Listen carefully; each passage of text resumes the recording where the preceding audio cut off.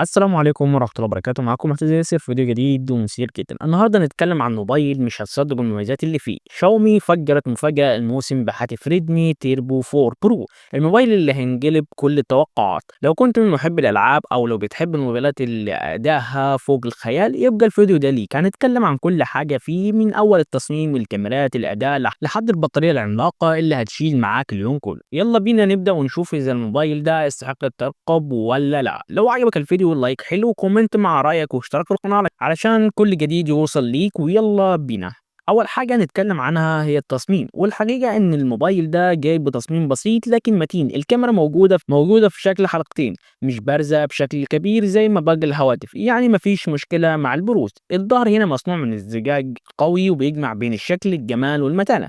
كمان الموبايل جاي بهيكل معدني من سبائك الألمنيوم، وده بيخليه خفيف وقوي. الموبايل ده بيتحمل ضغط وصل لحد 70 جرام ومقاوم للمية والغبار. أما الشاشة فهي حاجة تاني خالص. الشاشة مسطحة بمقياس 6.83 إنش وبدقة 1.5 كي، ومع سطوح يوصل لحد 3200 شمعة، يعني تقدر تستخدمه بره تحت الشمس من غير ما تلاقي صعوبة.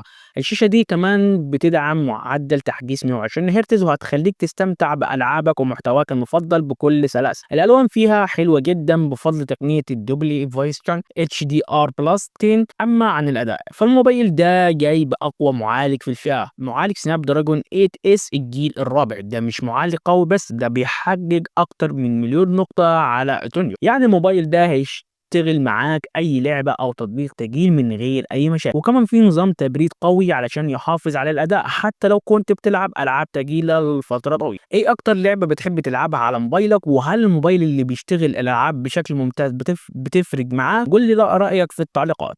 اما الكاميرات هنا فاحنا جايين مع الكاميرا الرئيسيه بدقه 50 ميجا بكسل مع مستشعر سوني جريك تي 600، وده بيدعم التثبيت البصري علشان صورك تبقى ثابته وواضحه مهما كانت الحركه. الكاميرا السيلفي جايه بدقه 20 ميجا بكسل، وده هتخليك دايما في افضل حاله قدام الكاميرا. البطاريه دي حاجه عملاقه. الموبايل جاي ببطاريه 7550 ملي امبير، وبيدعم شحن السريع 90 واط، يعني هتشحن الموبايل بسرعه فائقه جدا جدا. وكمان في شحن عكسي 22.5 واط تقدر تشحن بيه موبايل تاني لو احتجت. اما بخصوص الاتصال فالموبايل ده بيدعم الواي فاي 6 والبلوتوث 5.4 وكل التقنيات الحديثه زي الجي بي اس والان اف اس. ده غير انه في مستشعر بصمه في الشاشه، يعني الامان هيكون على اعلى مستوى.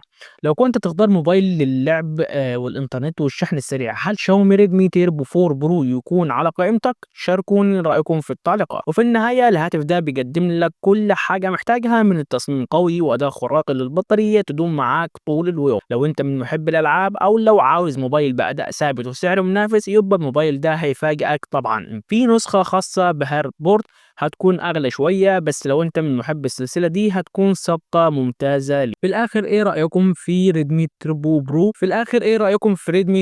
4 برو؟ هل هتنتظر الموبايل ده ولا عندك موبايل تاني في دماغك؟ قولوا لي رايكم في التعليقات. ولو الفيديو ده عجبكم ما تنساش تعمل لايك وتشارك الفيديو مع اصحابك. وطبعا لو لسه مش مشترك في القناه اشترك علشان يوصل لك كل جديد. شكرا ليكم واشوفكم في الفيديو الجاي. يلا سلام.